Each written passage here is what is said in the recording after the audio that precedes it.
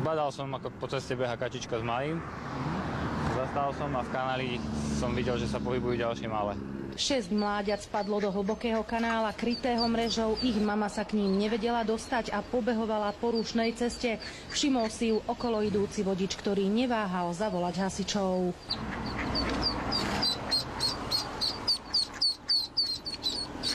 Za mamičkou. Moje, aké si rýchle. Zlaté to je. Upozorňovali odstavenými blikajúcimi autami okolo idúcich vodičov na to, že sa na ceste niečo deje, aby spomalili. Ďalšie mláďa uviazlo na druhej strane cesty. Hasiči liezli do kanála popri autách, ktoré cestou prechádzali. V premávke si tak museli dávať pozor aj sami na seba.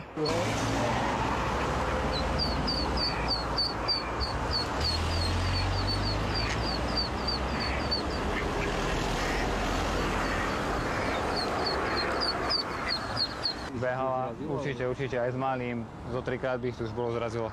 Kačacia rodina prešla z Hrona cez 2 dvojprúdovky plné aut. Hasiči ich naložili do vaku a odviezli späť k vode. Všetky sa bezpečne vrátili tam, odkiaľ sa vybrali na výlet. Oni pôjdu za ňou.